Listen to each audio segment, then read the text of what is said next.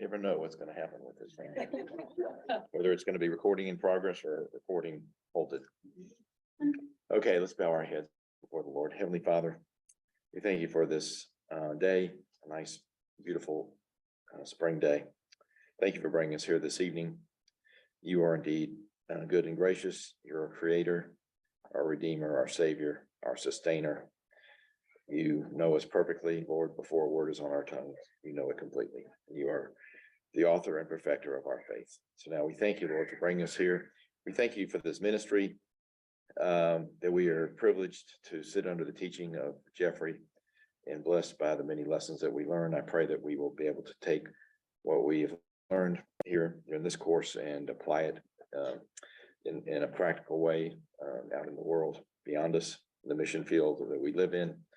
Lord, I pray for tonight that everything goes smoothly, that technology works perfectly, and that those of us who are those who are leading us in this tonight's session, that you would empower them, give them wisdom, speak through them through the Holy Spirit, Lord. For those who are not here for whatever reason, that are absent because of sickness, especially, we pray, Lord, for your blessing and healing on them. And we ask all of this in the name of Jesus. Amen.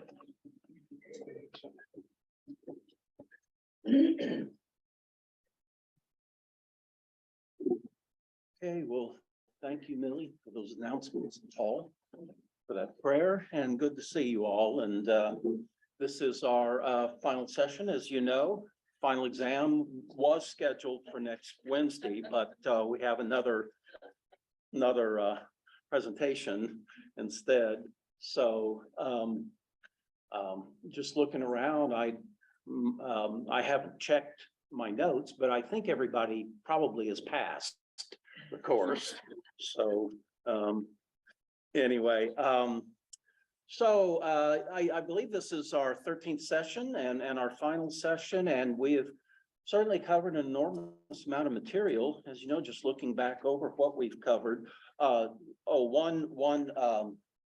Just addendum to what the announcements that Millie mentioned, and that is on Monday night at Mount Bethel, our course is Reimagining Christianity, the Origins and Legacy of So-Called Progressive Christianity, which is really not Christianity at all.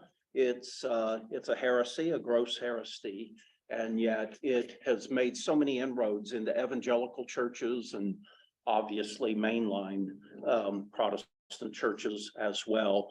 So we talked this last Monday, a couple of days ago, about the antecedents, how that from the very beginning of the Jesus movement, right after Pentecost, throughout the first century, there were a number of heresies that cropped up almost immediately, perversions on the ministry of Jesus, and reinterpretations or reimaginations of what Christianity is. So we talked about that, the basis for all of that.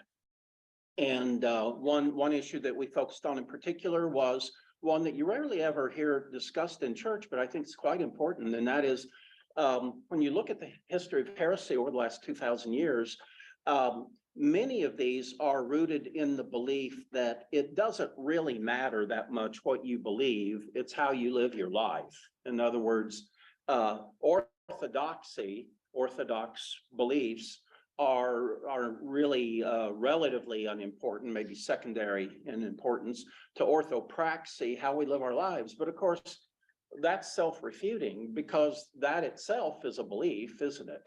So it's actually a totally irrational mindset, and yet it keeps cropping up all the time. People think that they can reimagine Christianity according to their preferences and according to their agenda and so on. And of course, we see plenty of that in operation today as well. So this coming Monday, we'll talk about the origins of theological liberalism. We'll trace it from the Reformation era to fairly modern times, recent times. The week after that, we'll talk about American theological liberalism, where that came from. It started very, very early in American history. Here's an example. The first university or college founded in America was what? Harvard, okay, and it was founded when? Good question. I think about 1636 or something like that. In other words, only 6 or 7 years after Massachusetts colony was founded. So Harvard is founded in about 1636. Now, by the time we get to 1701, which is only about 60 years later, the Puritans in Connecticut want to, they already believe that Harvard has gone off the rails in terms of theological orthodoxy. So they want to found a new college. And that became Yale, of course. So here we have Yale founded in 1701 because Harvard was already considered, at least by some, to be too liberal by that point. And then it just, to say the least, gets worse and worse. And the problem gets compounded, from that point on. So that'll be our third session, American Theological Liberalism, and we'll trace that through the into the early 20th century. Then we'll talk about contemporary progressive Christianity. I call it X-ianity, because it really, as I said, really is a different religion, frankly. It only very deceptively goes by Christianity.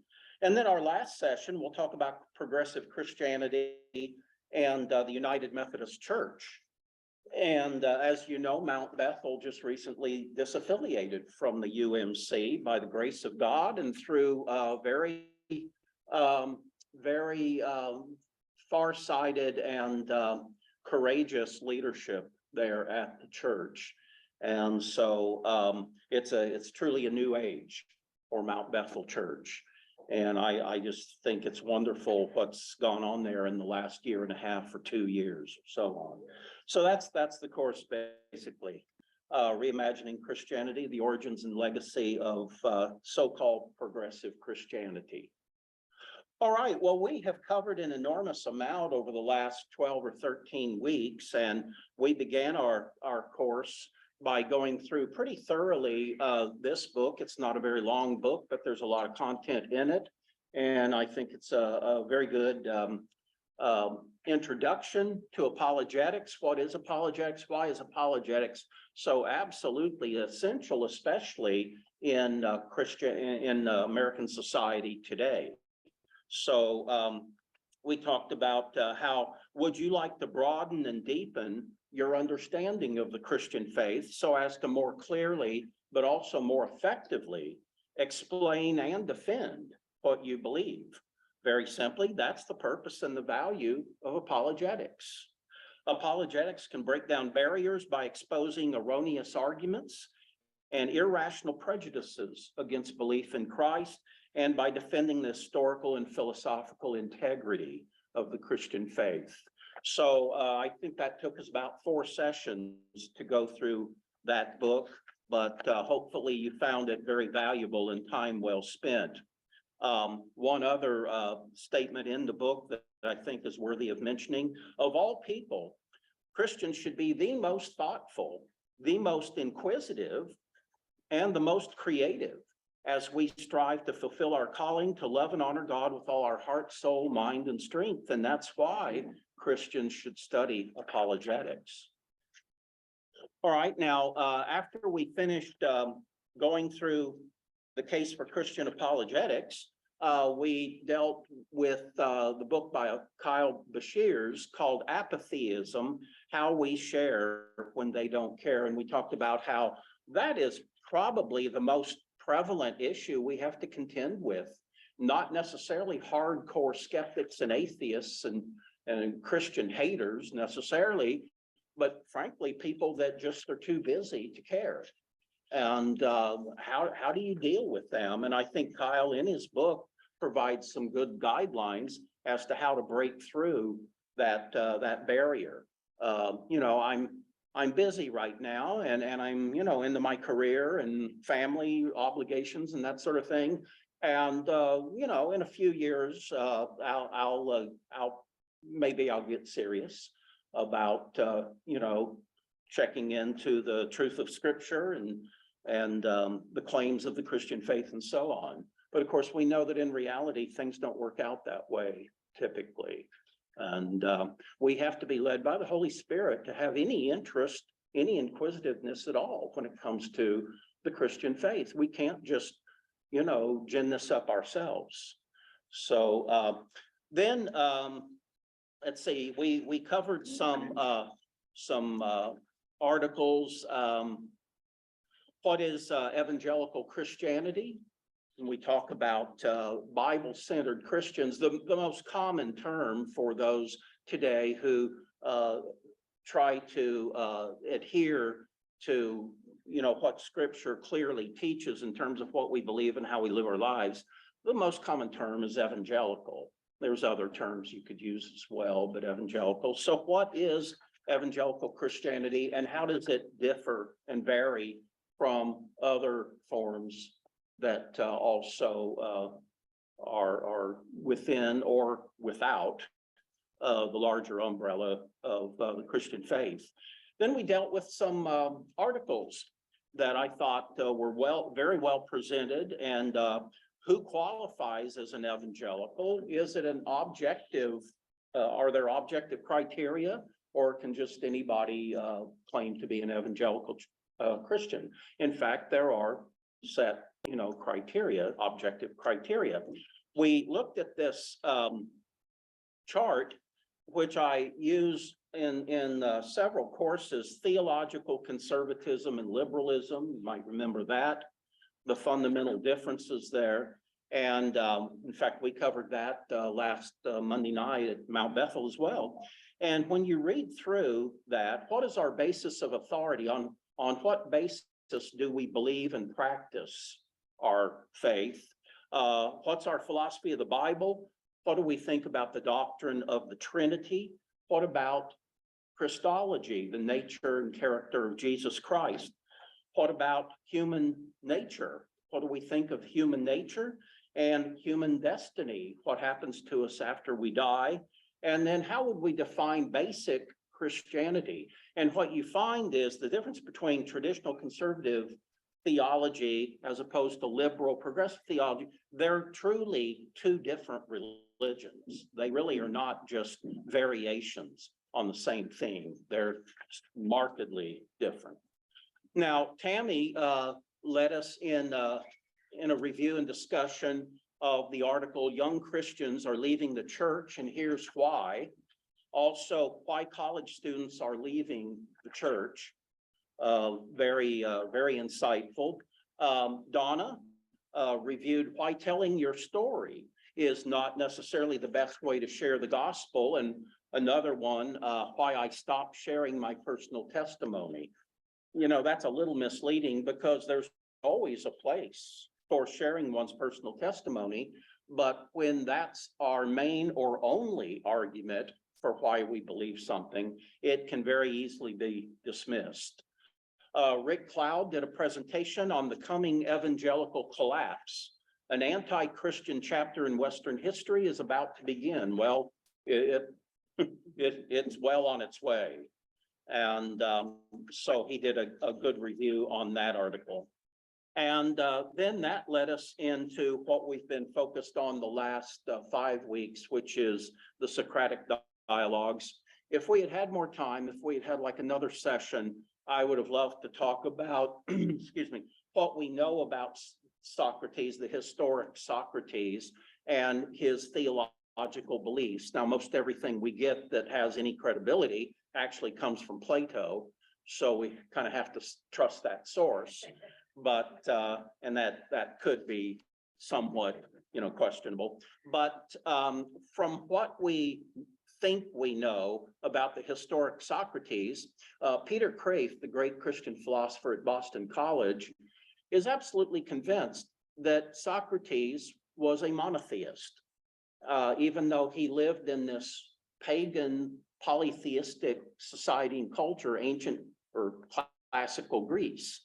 And yet there's sufficient evidence, according to Peter Kreeft, that Socrates actually believed in a God that to some extent or another correlates with the God of the Old Testament. Even though, as far as we know, he never had any interaction whatsoever with Jews.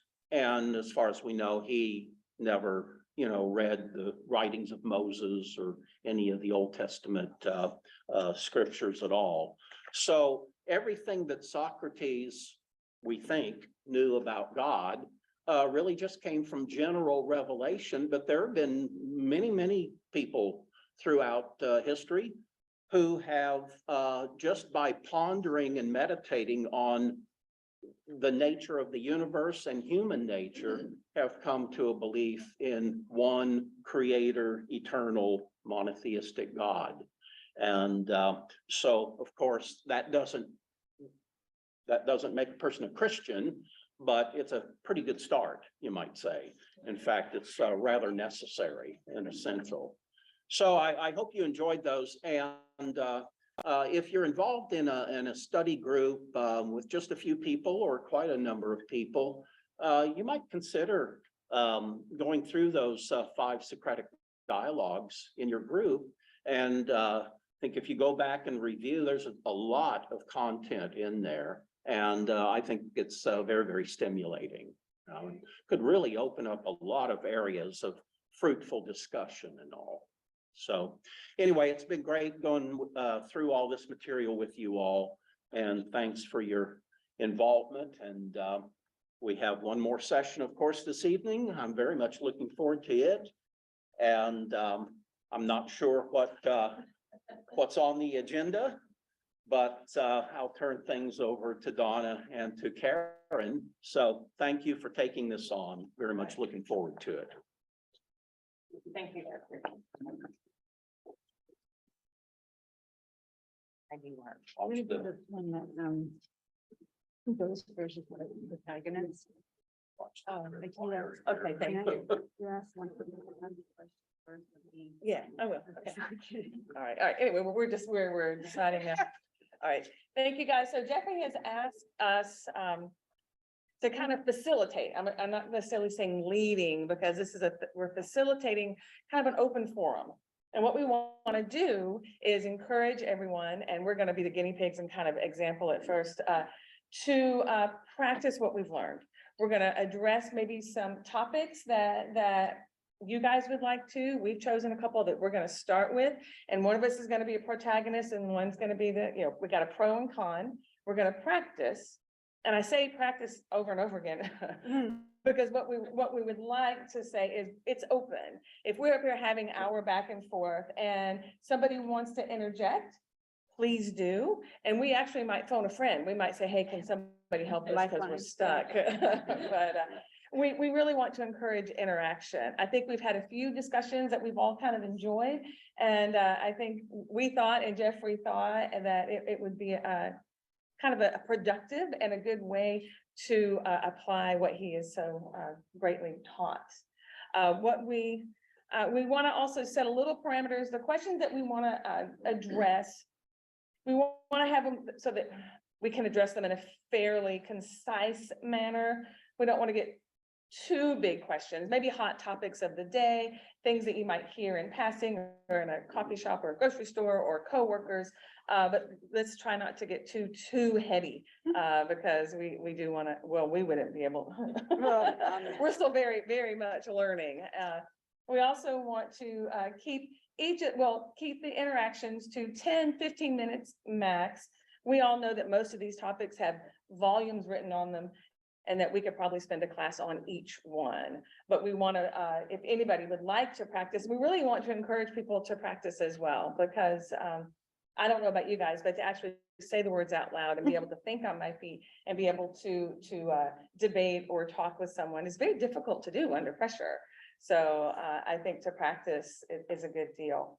I have another point in there and I just lost it, but. Well, and she's awesome. I have notes, so I told her I'm gonna probably have to look at these for prompts. So as you can see, I have a lot of. I didn't bring any notes, so. Oh, I know, I want to say, if people would like to volunteer, if one person has a question I'll volunteer to be the pro or the con, whichever you don't want to be, or two people want to come up Yeah. and come up and debate. Because we really, well, we'll just be facilitators, right? Yes. Yes. I volunteered. I didn't volunteer you. She's- And we've asked Millie to help be the timekeeper. So if we happen to be running over that 15-minute, but Yeah. that's thank you. kind of the, and go ahead. I think Did you that's wanna it. Say anything else? No, I Yeah. think we had other people planted out there like Bruce and stuff. Yeah, we did have some Like, in plants. case we- Yeah. In we don't case have we get anywhere to go. stuck or something, Yeah. Bruce is very kindly and Paul has said they'll help us, or anybody, please. Yes, like I thank said, you. it- Yeah, anybody, like you said. Encourage an anything to open add. discussion and forum. But Karen is gonna go first. She's gonna be the protagonist. Yes, Right? yes, and this is on abortion.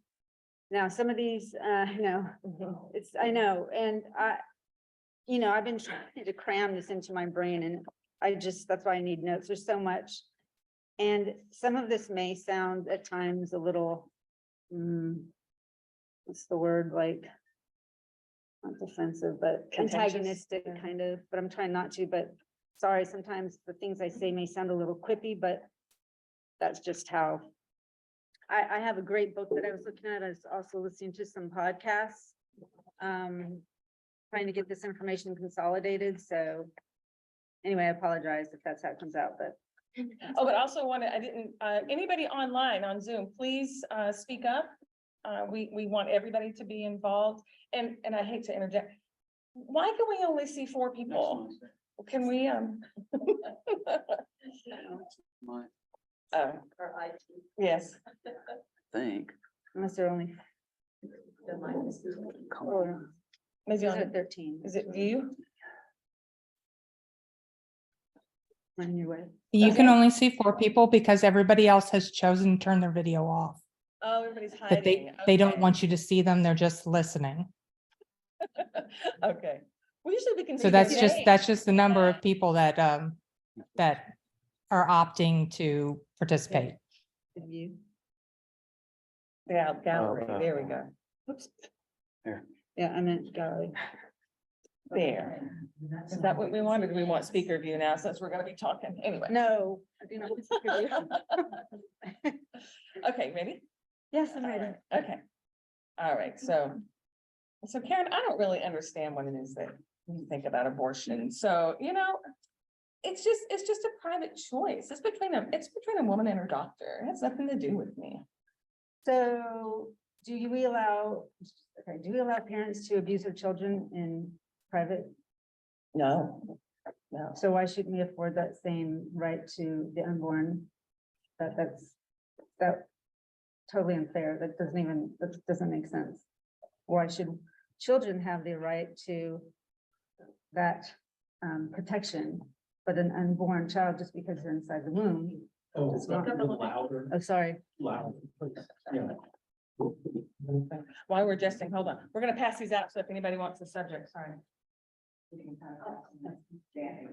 All right, go ahead. No, just keep going on. Yeah, I'll speak louder. okay. You're So, unwanted. Can I rebut that, or do I have to just go on? You can, but I may not be able to rebut you. So So go let me ahead. just say this. Like I said, the question is, why we want- if we're not allowed to abuse children in the home, why can we abuse them in the womb? That's Um, right. Who's to say that they can feel pain or that they're actually even able Listen, to? how stupid. Yeah. So actually, according to the most recent neuroscience research, they have found that unborn babies as early as 7 to 8 weeks can respond to stimuli, and at 18 weeks can feel the same level of pain that we as adults can feel. Oh, that's really terrible. Okay. Well, and then, all right, so maybe that, but then, what about, you really think we should have a woman being forced to bring an unwanted child into the world? Well, the homeless are unwanted, so what should we do with them? Can we kill them off? What's the No, difference? Sure, no. But, I mean, they became unwanted after time, but two, if you don't mind, I'm gonna. Good. But the unwanted children, a lot of those children that are forced births when they come into the world, they're abused by their family and they're in the home and these people don't want them. And I think it's just more humane and it's more merciful just to not make them suffer at all. Well, that is true. Some are abused and that's very sad, but we cannot make a law to allow people to kill innocent people just because some may be abused. Fortunately, that is an exception. I don't know the ratio. But it wouldn't be right to say, institute a law that says, well, we can just kill any baby, unborn baby we want to, because, hey, that baby may be born into an abusive situation. That doesn't, that's not logical nor fair to the unborn, to any unborn. Because what about the ones that they happen to kill off that may not be born into an abusive home? That's a good point. That's a good point. Well, what about the ones who are born into the, because a large majority of the abortions are in, from poor families and these women who just cannot afford another child. So what about the many poor women who cannot afford to raise another child? Well, again, I bring into it children that are already born. Can we kill a toddler whose family can't afford them anymore? Let's hope not. But Right. why should it be different just because that child is not born yet? What's the distinction Right. morally? That's a good point too. Thanks. It's I think that but I mean, I believe that there are many people, I mean, we hear this, that just don't believe that the baby, they don't call it a baby, they call it a fetus, has any right to exist unless the mother wants it to. But why should the desires of the mother determine the value of life? That's not for her to decide. So there are unlucky babies then that happen to reside in a woman who, I just don't want the baby right now. It's not a good time. So they just don't happen to have a right, but yet some other women that want the baby, all of a sudden the baby has value and it's thought of as a human and we have to protect that human at all costs. That's, again, where are the morals in that situation? Where's the line? Yeah. Yes, yeah. Well, that's good too, but what about these back alley abortions? If we make it illegal, we know people are gonna have them anyway, and they're all just gonna go and they're gonna get these really unsafe abortions and it's gonna hurt. It's really bad. It used to be that way a long time ago, and it was a bad thing. Well, again, okay, so if the baby actually is not a person or a human, then that would make sense, but it is a person, it isn't human, so why would we legalize something that allows someone to kill an innocent human being just because they may be hurt in the process of killing that human being? So basically you're saying we should make a law for people who want to harm or kill innocent people because they may in the process of doing so be hurt. So in that way of thinking, then why don't we just legalize armed robbery, because we need to make it safe for the felons in case they get shot at like that. So, No. Tell the Democrats. Right. All right, well, on the morality of it, well, that's just your view. If you don't like abortion, don't have one. Don't tell me what to do, or don't tell Well, somebody else what to do. I wasn't giving you my opinion. I was telling you, I don't agree with abortion, not because I don't like it, although I don't like it. I'm telling you, I don't support abortion because it's wrong. It's wrong for everyone across the board. If you don't agree with me, then you refute my argument and you give me evidence that supports your view that a baby is not a person or a human. Is that what you're asking me to do? Are we going by the script? Well, you can, but if I can't answer, they can answer, but. So the but thing I is would to say- I prove would to you say that Yeah, don't sit there and tell me, that my view is wrong unless you can defend yourself and your views. Don't just have me defend mine. Ah. You need to defend, like, what Jeffrey says. All right, understood. We have to defend our view. Right.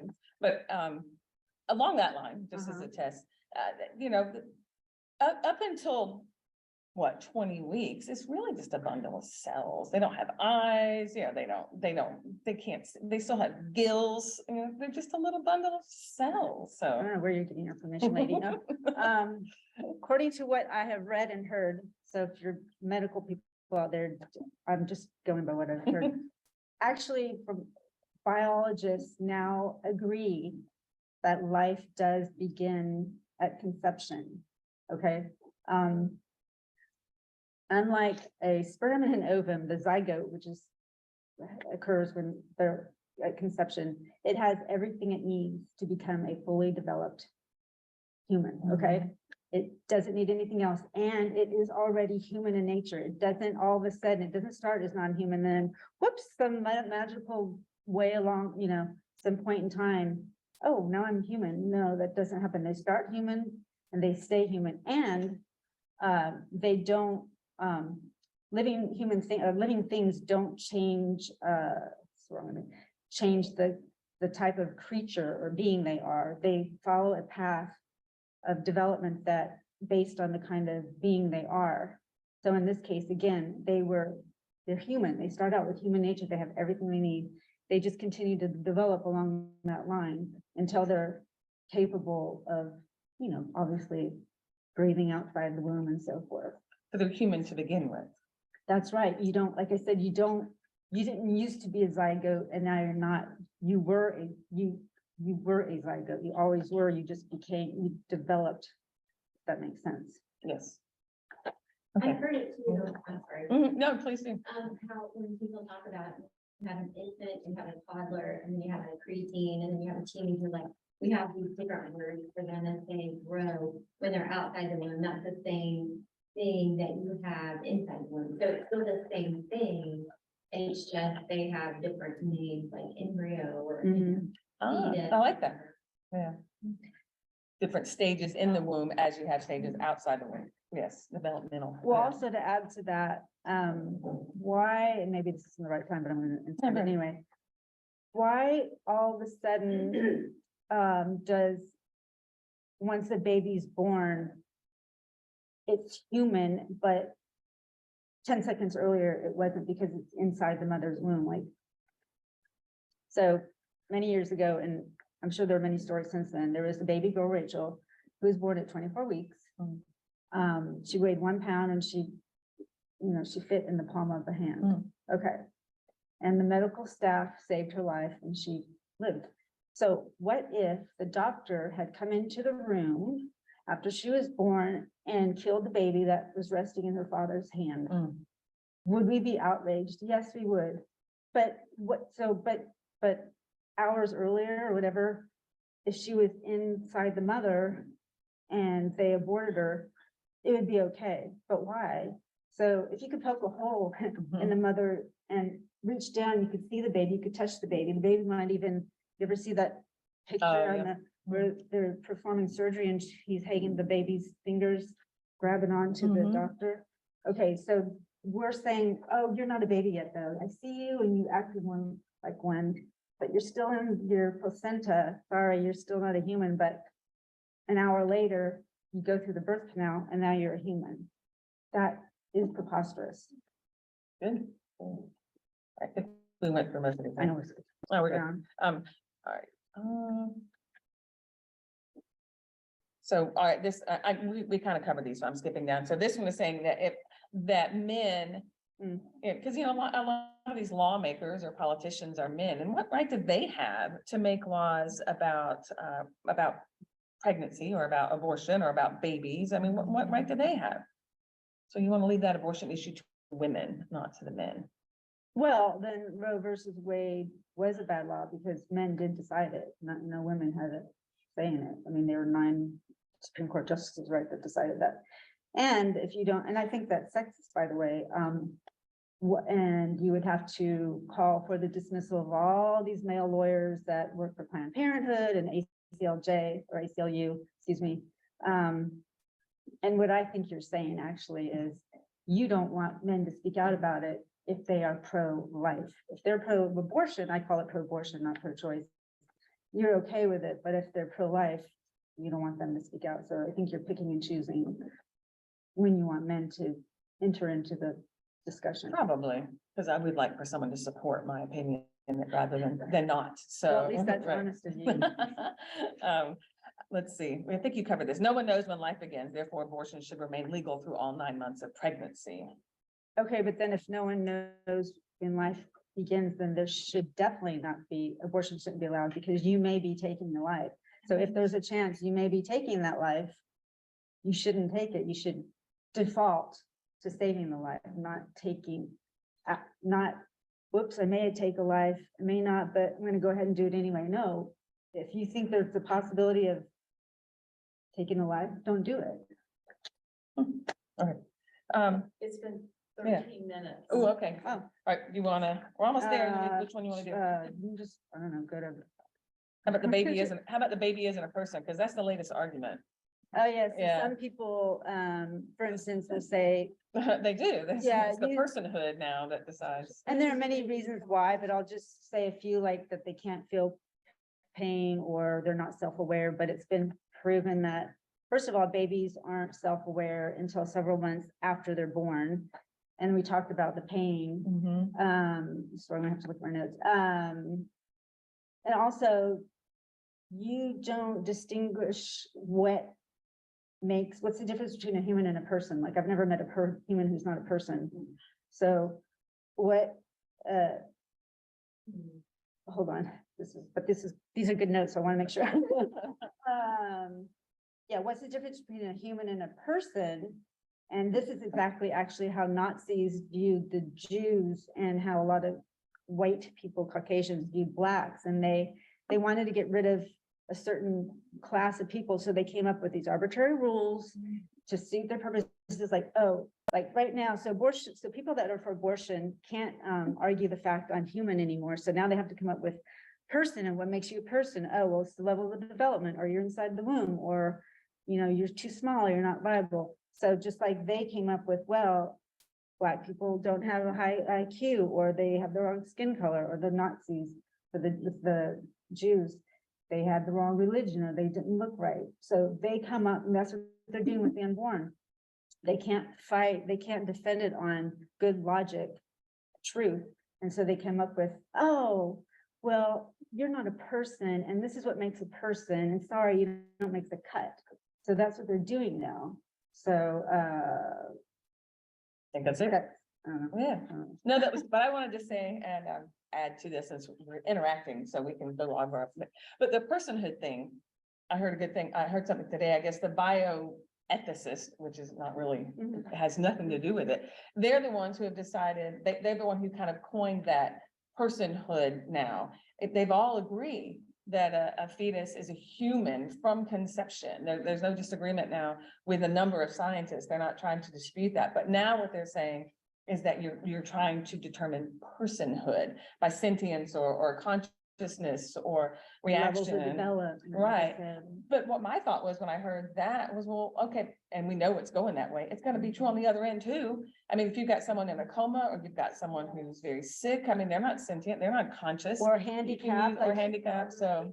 who's to say, well, you know what, anyone that has severe autism, no, you can't, you're not a contributing member of society. Right, You're out. which is, Or again, back to Nazism. or you're blind, you're deaf, you're blind and deaf. I mean, where do you draw the line? Right, And if it's not based on human nature, which we all have in common, just like, in the Declaration of Independence, where rights are given by God, because if they're given by man, then they can take it away. right, Then we are not, none of us are safe. Neither are the people who are for abortion. You're not safe either, woman or man, because someday they may come after you for something that you don't possess that they think you should, or, right. if it's not based on anything other than we are human, right? Then it's not, no one is safe. Good. That's what we call the clinic, the culture of death, because when you can't protect the most vulnerable lives in the womb, then, it just goes, and you can see in our society now, like you said, if you go in and say, oh, I'm, depressed, well, Right. here's what help you commit suicide, yeah. So it's created this whole, who gets to decide who lives Yeah. and who dies. Right, right. That's right. So it permeates everything. Someone once said that how we treat the unborn kind of is a reflection, a reflection of our society. What kind of, sorry, I'm not speaking loud enough. I'm sure my mom can't hear me. Is a reflection of the kind of society we are. If we cannot protect the most, vulnerable, what kind of society can we say that we are? anyway. And I always go back to Margaret Sanger, Mm. because a lot of the ladies that I see are African American. And so I say, do you know how Planned Parenthood and the whole abortion industry even started? Right. It was to get rid of Black people I know. because they were not human in the eyes of Margaret Sanger. And so when they hear that, I mean, I would tell them, like, this started with evil. And that's what, if this is your choice, this is what you're going along with this and you're supporting this. And, oh, it's just. Do they believe you? Yeah, what happens after? Yeah, because I mean, that seems to, a lot of people know that now, but do they? So you gotta look, yeah, I mean, I've had this for the information. Yeah, no, they won't, but I mean, when you tell these women that, do they believe you? Yeah, good, Oh, good, that's good. yeah. Because I know it's not, a lot of people don't know what we do, but we look at those things, but some people don't, or they tend not to believe, maybe, oh, no, that can't be true, nobody would do that. They're Yeah, censoring. yes. I had an argument with a colleague of mine about that. She's like, well, that's not what Google says. Well, Google doesn't say it, right? Yeah. I don't wanna use Google. Right. I mean, you can get really into even tougher arguments. Well, I had one down here, Oh, but go I ahead, didn't go, go. no, well, like in cases of rape or incest, Right. But You're really not that. but, no. but Right. but part of what I was going to say, was, you can't make the law for the rule, like, well, just because someone may be raped, you can't just blatantly cross the line, say anybody can have an abortion. And then other things I've read, just, Baby is an innocent third party. well, I was just Right, gonna say, right. Baby was not involved in that. yeah, and of course I can't speak to it, and I'm grateful, I've never been raped. I've never gotten pregnant by rapists, but it seems to me from people that what I've read, that woman is compounding the trauma, not only being raped, but killing that child inside her, and it is half her baby, I mean, it is her baby too. And just think, she may think she's getting rid of that problem, but I get that she won't be. It will be, it will haunt, it, abortion haunts women, it haunts them. So, Ask someone whose mother chose not to abort Mm. when they were raped, like Ryan Baumberger, oh Mhm. and Right. find out how he feels about it. Very thankful that his mom and, chose to have him, And, and yeah. now he runs a pro-life mission what do you call it? Organization. Right. and I'm not trying to speak from authority at all, because I wonder if, like that woman who had him, he became a blessing maybe to her, Oh, yeah. that child. Well, actually, you know what happened? So, and he's mixed race too, by the way. Mm. His mom could not raise him. She did have him, Mm. deliver him, but she really couldn't afford to raise him, so she gave him up for adoption. And he was adopted by a white family. The white family already had 4 natural kids of their own, and they ended up adopting about 5 at least Wow. additional babies, Hispanic, Asian, right, Black, Yeah. amazing family Wow. and a tremendous blessing. So now you can see why Ryan is so passionate about it. Yeah, Wow. He shows up on town hall from time to time as writing a column, townhall.com. well, I think, Speaks at the Colton weekend. of World I mean, War II. I'll just end with this. I think women should really listen to women who have had abortions and who thought that they were solving a problem. Yeah, that's another thing, And- right, Mhm. exactly. And not just Many the women year have after, read. I mean, years down the road, and see. Bible studies and retreats, because years later, it's still affecting people. Mhm. And it's actually called post-abortion syndrome, and there are symptoms of it that occur in women, they don't even know that.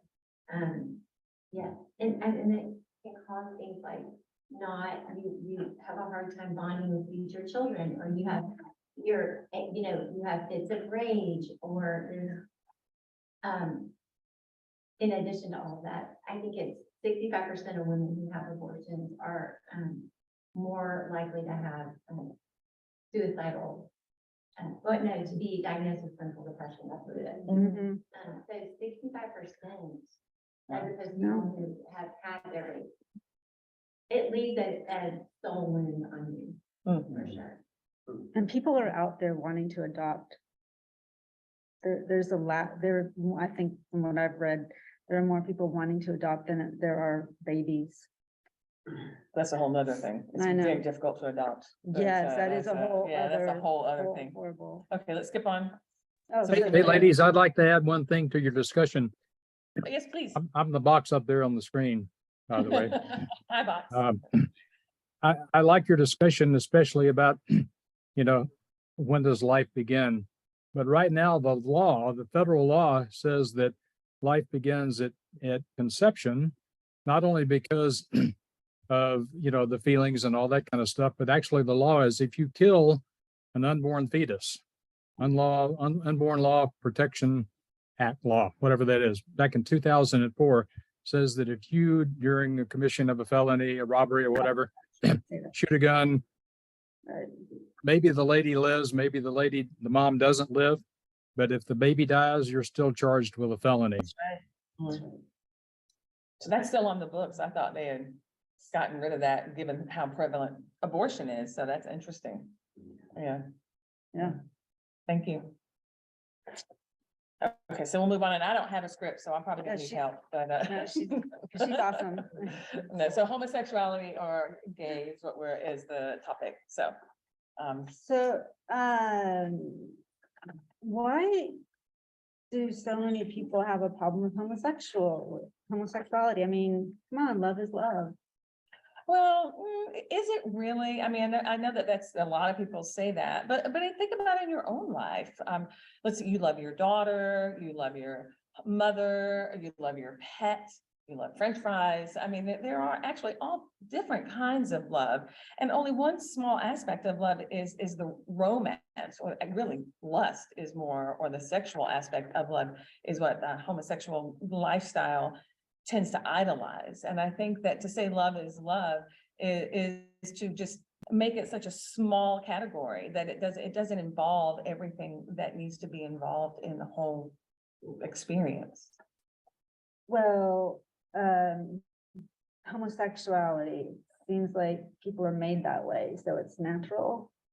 And again, I know that there actually have been many scientific studies that they've really tried to find a gene. They really tried to find that genetic connection to homosexuality, and they can't find it. And believe me, science have tried. And I think some people will even claim, well, homosexuality has been around since Old Testament. But just because it's been around since the Old Testament doesn't make it right. So has murder has been around since the beginning of time, and so has theft, and so has dishonesty. Just because something's been around forever doesn't make it so. Well, maybe God made them gay so he can't expect them. So if God made them gay, he can't expect them to deny that they are. Right, but again, that's assuming the premise that he made them gay.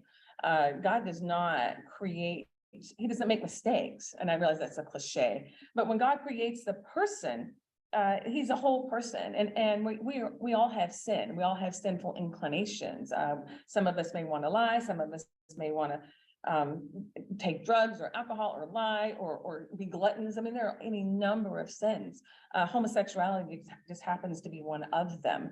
And because a person has a proclivity to do something that is sinful, doesn't mean that that's how God created them. He created a nature in us that sin is there, but we have the choice not to. And there was another, we were talking about nature earlier, a lot of people idolize nature, right? And when you have a body that is clearly made one way, man is made one way and a woman is made another. And if you're going to deny the very nature of that, you're denying the nature that so many people idolize. So, Well, it's homosexuality. Yes, homosexuality has always been around, even in the Old Testament. right. And So- again, just because it's been around forever doesn't make it right and doesn't make it, natural. But why is it wrong? Like, how is someone being homosexual harm you? Like, why do you care? Right. And I get that. That's a really good question, because you could say maybe one-on-one, if Steve and Steve were over here, it's not gonna impact me tomorrow. But if you look around at society right now and you look at the choices that so many people are making and you have these same-sex couples, it's undermining what throughout history has created the strongest societies. And what creates the strongest societies is the family cell. And the family cell is created of a man and a woman who have children, and they raise those children in that strong environment. And when you tear that apart, and when you rip that apart, you're weakening not only the yourself and the union, it weakens the children. And because the children are not, they're robbed. If you have a same-sex couple, they're robbed of their mother if it's two men. They're robbed of their father if it's two women, where the children are completely ignored in this equation. So no, Steve may not bother me, but it's going to impact society because our actions impact those around us, whether we want to think we live in a bubble or not. It does have an impact on those around us. Well, the nuclear family is a toxic remnant of, sorry, I don't think of the Patriarchal. developed by men to keep women down. That's such a fun thing to say, that the patriarchy would fall for everything. But again, like we were just talking about, strong families and strong children and strong citizens and strong people of society are built in the family. And if people like always cherry pick, they're going to take a small percentage of abusive men from the ancient history, from recent history, and from today, and put them up on a pedestal and say all men are evil and all men are patriarchal, toxic, and abusing. But for the most part, men and women throughout history have really worked together, and the family has worked very well to produce, again, the societies that we see and the civilizations that we see, and the cohesiveness that we see in the world, especially as perpetrated by the Christian beliefs of the family. So to just narrow it down to say it's a patriarchal remnant that keeps women down, I think that's easily refutable by looking at a broader spectrum. So I have one that's not on here. Okay, go ahead, please do. So if I have that homosexual tendency and I can't help it, why should I suffer and not be able to be a parent? Because it's still a choice. If you have the homosexual tendency, you can still choose to be in a heterosexual relationship. Okay, let's say I don't even, I'm definitely homosexual. Right, I so you're don't- a practicing Yeah, sorry. homosexual. Okay, no, that's fine. No, and- this is good. Because, Yeah, I have a Right. girlfriend, but we want a child. Right. Why should I have to go without? Because I can't help this feeling. Right. And so the premise of you can't help it is, okay, fallacious or weak at best. However, why would you make the child suffer? Right? Why is it just what you want? Why is it all about you and not about the child? Because the child that we're going to bring into this relationship is going to suffer. They're not going to have their father. They're not going to have the full benefit of a family, and they're only there because of what you want. And that's it's selfish, and you only want to alleviate your suffering, but you care nothing about the child suffering, and that's what's more important. Agreed, even though I'm the one that asked. Yeah. Very good. Yeah, Anybody else have any questions? I only had a few, so if anybody had, please, if anybody wants. One book that comes to mind, Mhm. Katie Faust, I think is her name, Them Before Us. Mm. And it's the idea that you made, it's very selfish. You're only thinking about what you want and you're not thinking about the child. And her premise is we need to put the children before us. And, I'm sorry, I always think about, you mentioned love at the beginning. Mhm. And God loves us in a way that he wants what is highest and best.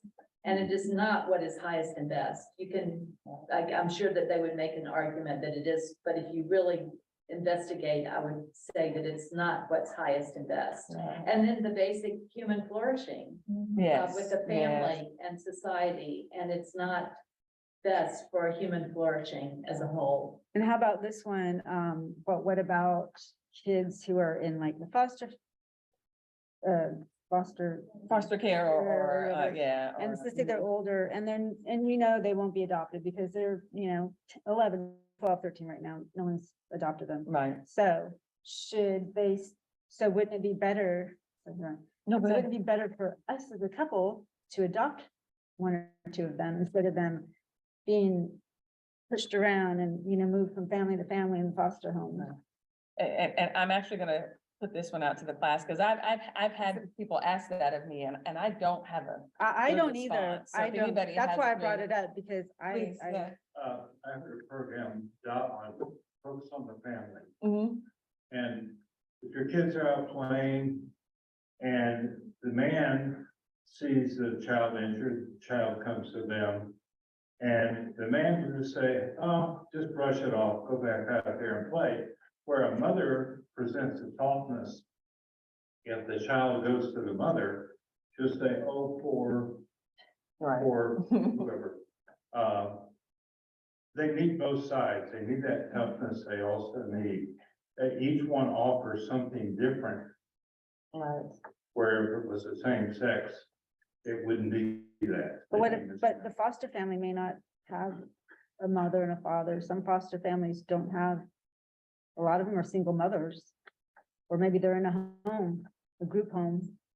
So you Right. That's can't, a very hard question. It is, I- it's a just tough one. I've about been it. I asked. know. Yeah. it And it's is. not- But we live in a broken world Mm-hmm. and dealing with that, but again, putting them in that family, and that's a lot of what these adoption agencies are facing now. Right. Christian ones, in particular, that they, they don't want to place children in a homosexual home. Right. And they're getting a lot of pushback from that. And then as a result, many are closing.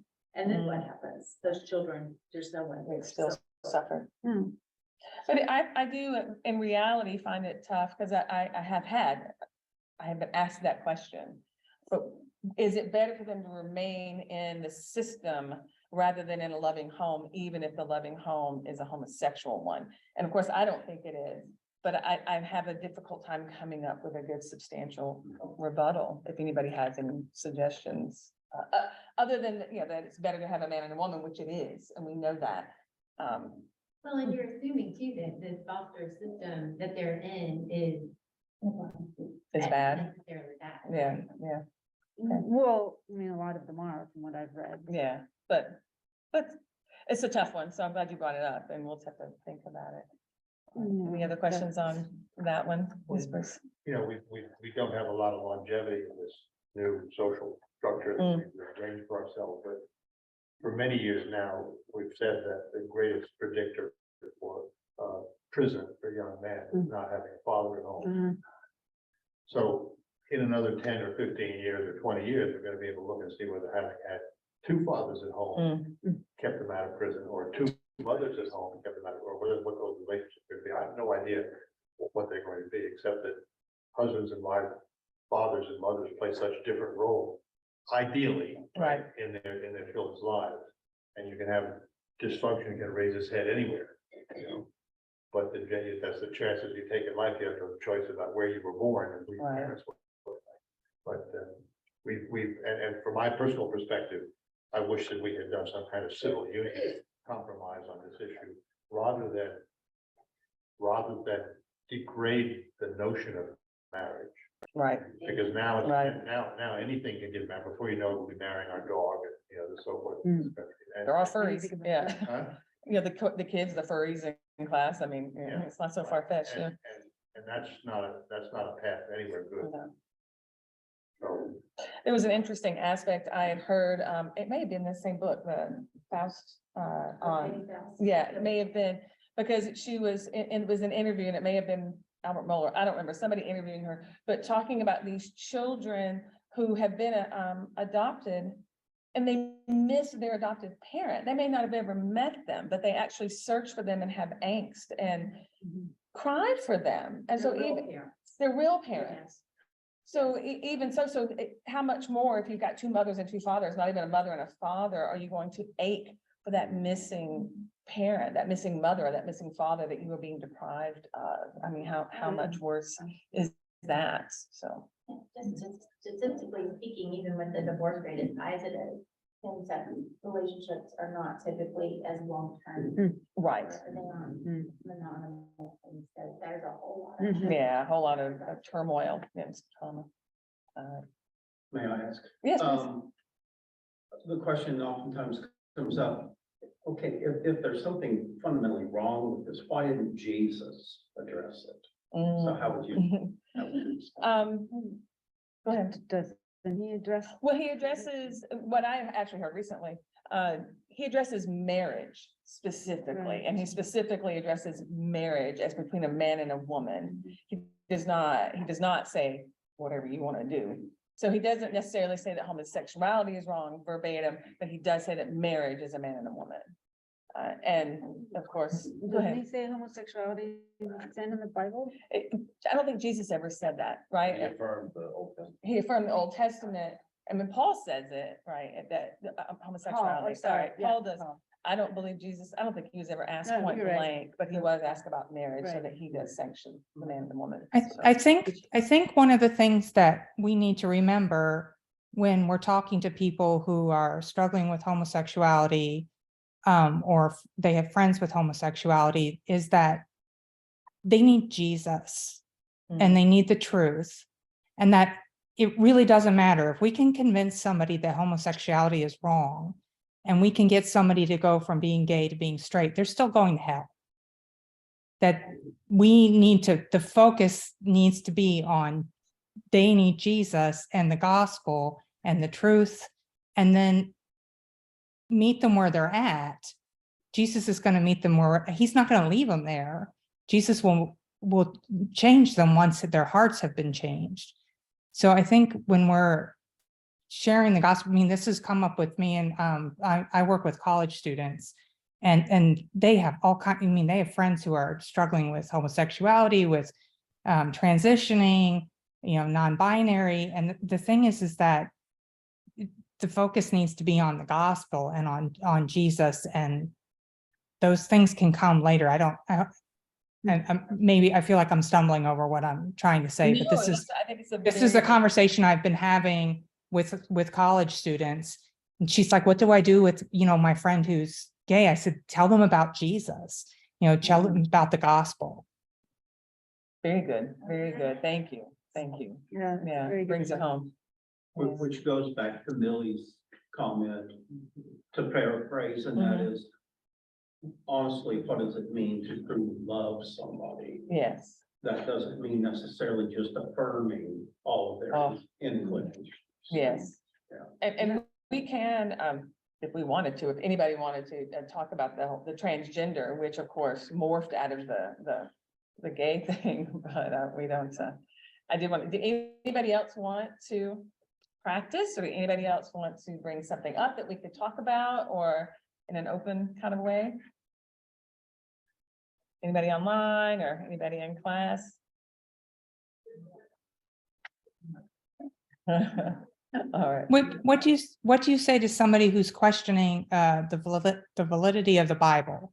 Like, I don't believe the Bible. It's corrupt. It's been changed. It doesn't, what would we say to somebody like that?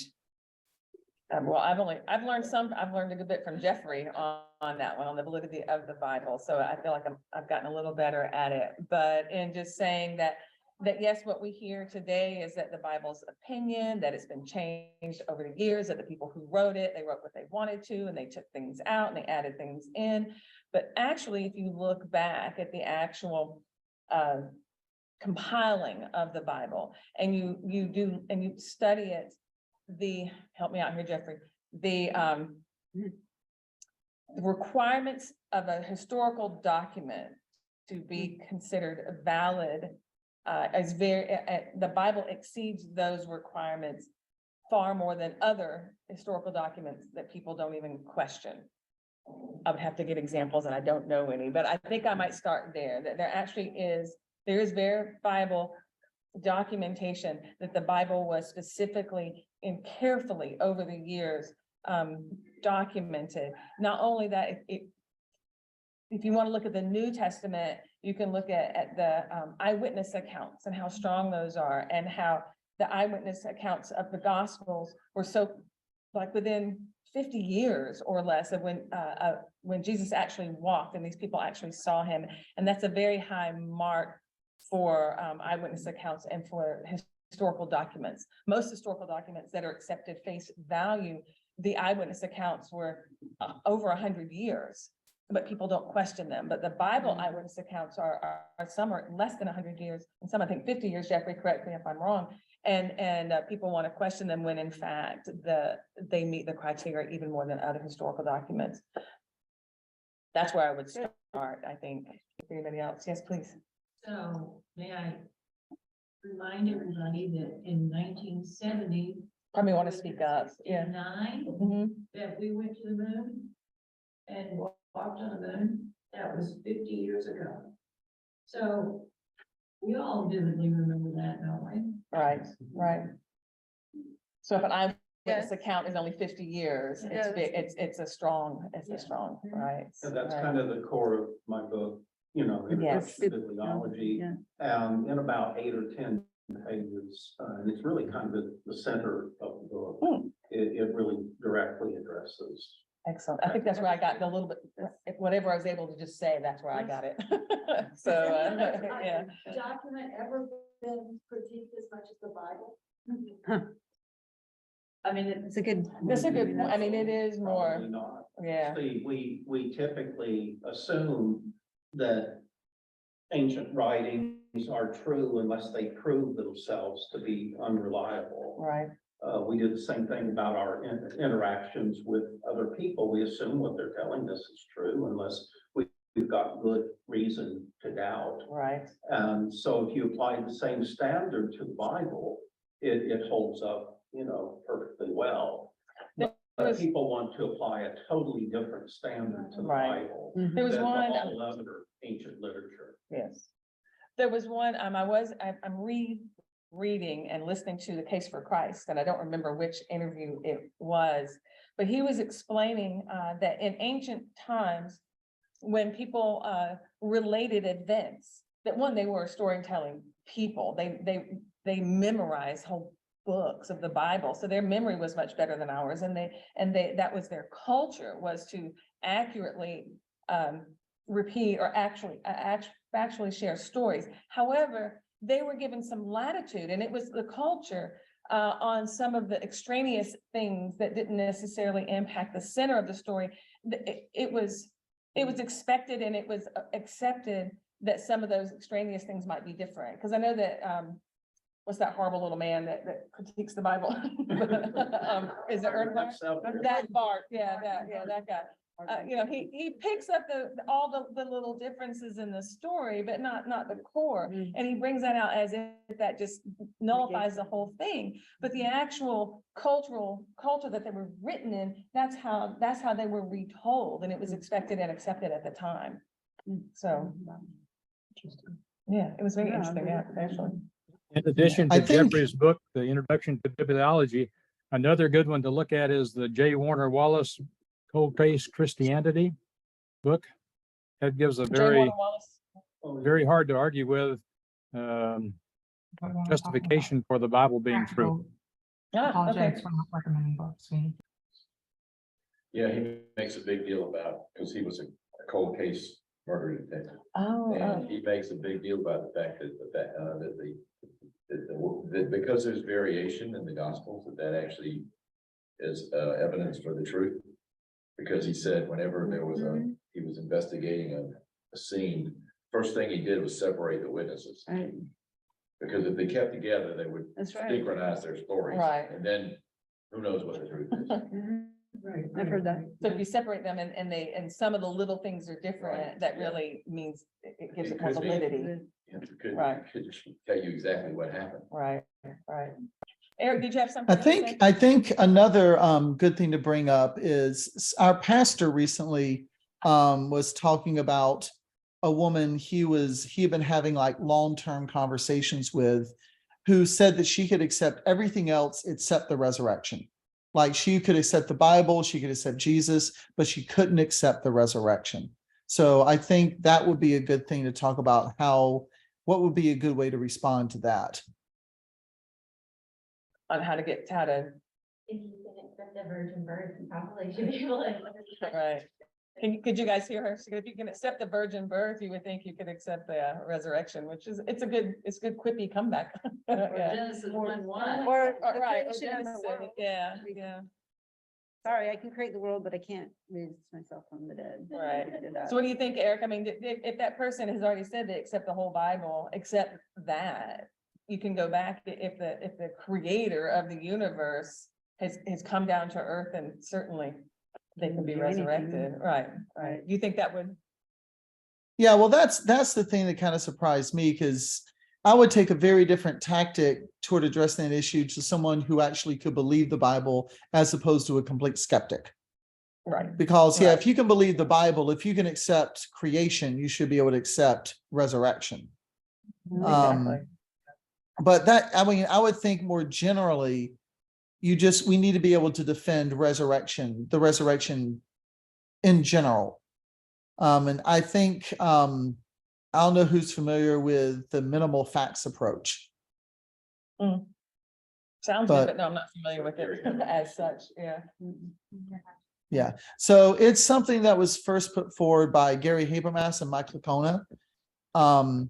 Basically, Habermas went through all the scholarly literature from like the mid-70s on and found facts about the resurrection that 90+% of scholars would agree with. So that you can bring those out completely independent of the authority of the Bible and argue for the reality of the resurrection. And he said that it would be the existence and the death of Jesus. 90+% of scholars will agree on that. They'll agree that the disciples believed that Jesus rose and spoke to them. That Paul and James were converted, and so they believed, because there's good reason to believe that they were skeptics before and they became Christians. And finally, the fact that we have a group of very Jewish people completely changing their beliefs in a very, very short period of time, which you would need something truly miraculous to explain that. And all of those are facts that we can support outside of the Bible. Very And good. then if you want to add in something that's a bit less universally accepted, about 70+% of scholarships will agree to the empty tomb. Ah. So, if you can argue your skeptic down to, will you Independent accept resources that? there. You can put in the Yeah. empty tomb as well. There you go. But I was just curious to hear what other people would say, because Yeah, that's a anybody else? common objection you're going to find. We can't see you raising your hand, go ahead. Witnesses that witnessed him going up to heaven. I mean, how many people were there? There was a lot Right. of people. Can you hear her, Eric? She was saying there's a lot of witnesses to him his ascension, right? And to seeing him walking around, I guess there are eyewitness accounts, yeah. Between the Isn't it time like that he was resurrected and ascended, I mean, a lot. So how did, But I think too, what Eric's saying, and I agree, and I've talked about it with other people, when we're talking with non-Christians, we have to have extra biblical proof or evidence to help convince or help build that case. And then we can bring them to the Bible, but if we can bring in resources outside of the Bible, that for a non-Christian, that builds a stronger case. And then you could lead them to the Bible with that, so I think. so how do you bring resources outside of the Bible about the resurrection and the ascension? Well, or proving it. I mean, he was saying that all these scholars agree that Jesus lived and died. They agreed that, that there were many, so it still comes, the story comes from the Bible, but the evidence doesn't come from the Bible necessarily. The experts are agreeing. Yeah, on- all the facts that I gave are supported from extra biblical sources. Yeah. And so you can argue that with a person who's not yet going to believe the Bible. Because Right. usually they're going to accept the resurrection in Jesus first and then come to the authority of the Bible later. If they already start with the authority of the Bible, they're probably already Christian.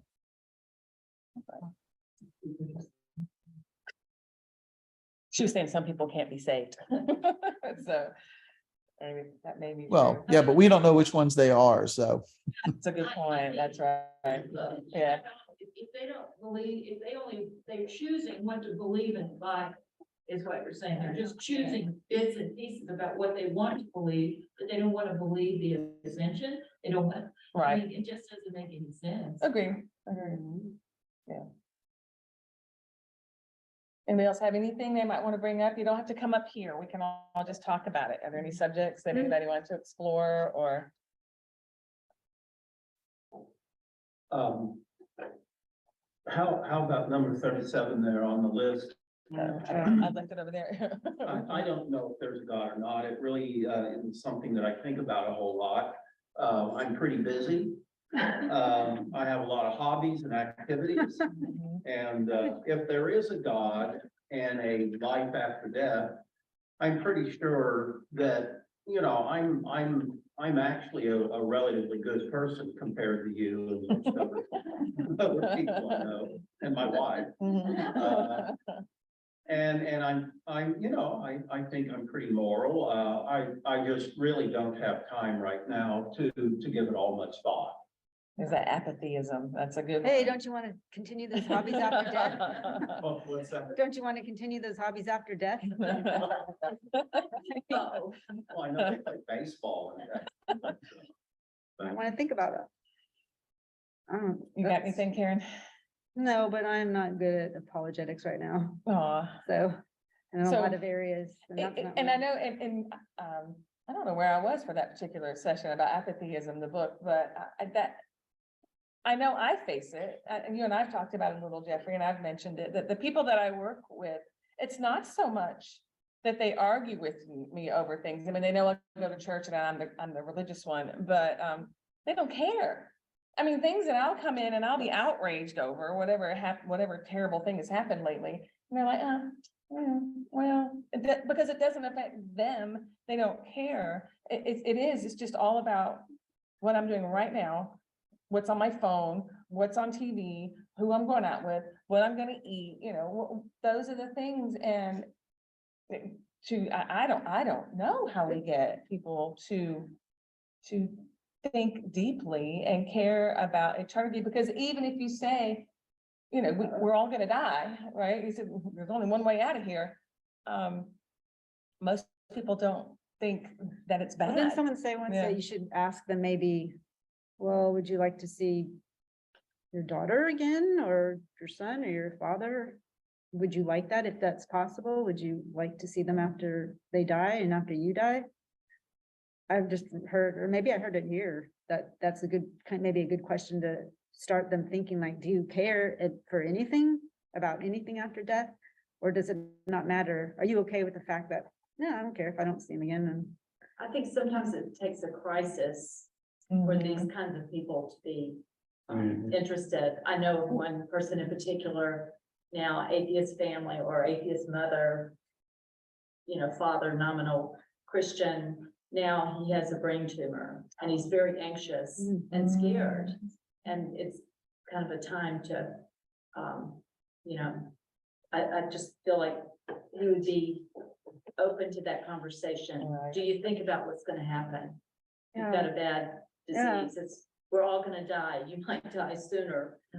So would that even open a conversation? And I think building relationships, asking people just in do you ever think about what happens after we die? You know, do you think there's a heaven? Do you think there's a hell? That kind of thing might be a good opening. I'm not good at that either. I know, and well, because again, my neighbor, and she just doesn't, what do you do after they say, I don't care? Well, that's just really it. I don't mean, we can only care." go so far. And then you I'm say, like, yeah. okay. Yeah, I mean, you can only go. The whole seeker sensitive movement, when we stopped really talking about the fact that there's a hell. Mhm. So really, even those of us in church, we don't really talk about it that much anymore, I feel like. You know, we can go months without hearing about it. And so, and I've heard it before, you know, like, Jesus, this isn't just fire insurance. I'm like, really it is. I mean, that really is why he came. He came to save sinners. And Mhm. the benefit is that we get that closeness and that peace and that comfort in this life. But really, it is about what's coming next. And I think that that's that's why we have revelation, like Jesus is coming back, this is real. And so I think if people don't care about what happens when you die, I don't know where you go. from No, there. because Right. then they can say, which my neighbor says, but you believe that, Karen, I don't. And I'm like, Right. what do you say to that? I can see where maybe you could build on that. Would you like to see your father or your mother or your children? I'm Would sure you she like would to say stay- yes. Right, and so you Yeah. can how do you think that might happen? Do you think that, I mean, I could see how you kind of could build on that. I'm not sure how far you could take it, but I can see where that would maybe open up a conversation. Is this it? When we die, we're never gonna see our children again? We're never gonna see our parents again? To your point, Karen, and your neighbor, I think it takes more faith to believe there isn't a heaven or hell. than it is Well, that's to like- believe there is. Like, that's a pretty big deal if you're safety. That's that book. I have, like, what you said earlier, explain to me how you know that, like, why do you believe that? That there isn't a heaven or hell?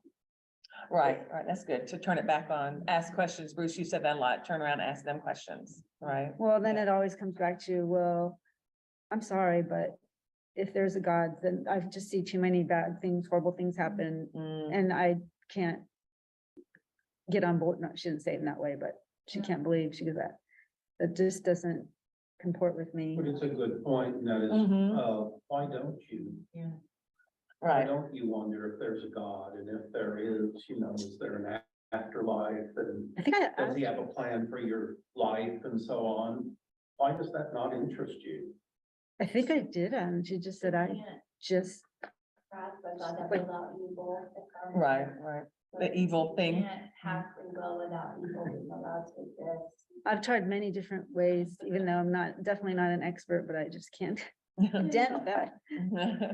And I've even talked to her cousin, oh, go ahead. Yeah, one thing, we can only do so much, and, we have to accept, that and do, be led by the Spirit, and if you feel led to go ahead and say something, that's different or out of the ordinary, then you do, but there are times when, there's nothing more that you can say, Right. and you just have to give them time to think. Yeah, And, Let the Holy Spirit do let Yeah. the Holy Spirit his job and. hopefully that's what he's doing. Oh, she wants to. I was raised in a small town in Missouri, churches everywhere. And the two people in our class, we were looking at our 15th class reunion and it was COVID, we didn't have it. So we're looking at doing it again, and I'm gonna probably run across these two people at the next class, at the reunion. And this is what was on Facebook. One of them has had the operations to become a woman. Oh, no. And, so he says, Recently? yes, Recently? recently in the last year. Okay, so they weren't doing it as a Another kid, Caitlyn as a Jenner. teenager, or as a even young adult. Yeah, and I'm 70, so he is. So, Can you guys hear online what she's saying? Can you guys hear? Maybe they want just, turn himself into a woman, says on Facebook, for God so loved the world that he gave his only begotten son, Jesus Christ, to save it from condemnation. Now, Mhm. then the atheist person, I didn't mean to become an atheist, or he was an atheist, I don't know. But he was the valedictorian in our class, very smart. Okay, so he says, to this person online on Facebook, could you just remove your religious blinders for a moment and realize how silly that is? So an omnipotent God who had the power to create the universe had to perpetuate a wild scheme to impregnate a virgin, to produce a son, to suffer in our place for a weekend in order that not be condemned, as long as we believe with no evidence that this happened. Question mark. Before, if we believed in your God, we were fine. After we believe in him and his son, we're fine.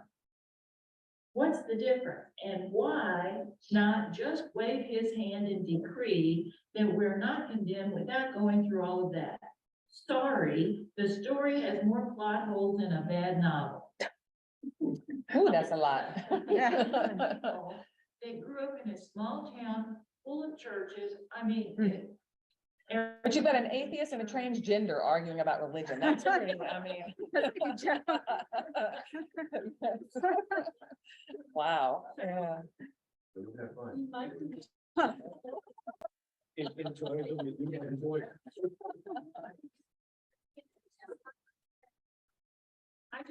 I was really just. I would be flabbergasted as well. Like I said, that would be.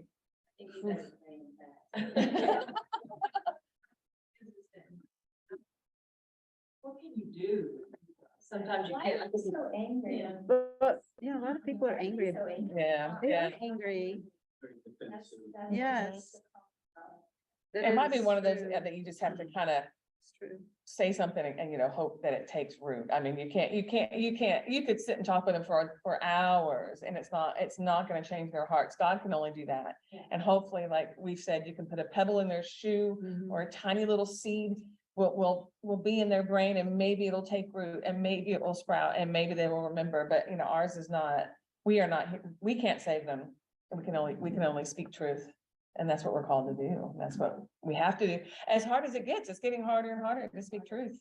It's just a lot of evil Yes, and, you know, a lot of demons. yes. Um, I think we don't talk about that anymore either. People don't talk about satanic Spiritual warfare. powers and the supernatural. And I I think like it's, what Ken Bo, his response to a lot of this. How's that working out for you? right, yeah. It is. I mean, how is that? That's a good report. How's that manifesting in your life right now? Is it, How's it going? yeah. Whatever. Do you have peace? Yeah. Yeah. Well, it's 8:32. Yeah, I know, thank you. It is, it's Thank you, 8:30, timekeeper. everybody, and, well, thank you. Thank you. Thanks, everybody online, and Jeffrey, did you want to say goodbye? It's the last class, or is that it? Are we, Well, again, thank you all. Those of you who've been joining us. all along. Yes, yes. It's, been, inspiring, properly inspiring and edifying. And again, we actually, if you look back through, we've covered an awful lot Yes, yes. of core material related to apologetics. And I think a real good foundation to go on and build on. Yeah, a thought came to mind, we do this course, you know, on theodicy, which is one of the most Yes. challenging, problematic issues in Christian apologetics. And one of the things that we focus on in that course is that trials and suffering and pain and disappointment in retrospect are some of the greatest blessings of life. If we truly set our hearts toward pleasing God and not just, you know, totally egocentric, you know, orientation. So that came to mind as we were talking about, you know, correlative issue. Yes. and stuff. But anyway, thank you all you, very everybody. much. If you'd like to join us on Monday night over at Mount Bethel, please join us. We're just 1 week into a 5-week session. And then, next Wednesday, of course, the Jesus movement Yes. revisited. Have you seen it yet? Tom? No. Well, please go see I it. haven't seen Paul, we have to go see it this weekend while it's still at Merchants Walk. We'll do it. Yes, yes. But just before you go, stop and it We'll have might, you know, to look. they change on Tuesday. I'm not sure how to do this. Goodbye, everybody. I'm gonna log off, I think. I've heard the ferret. That was such a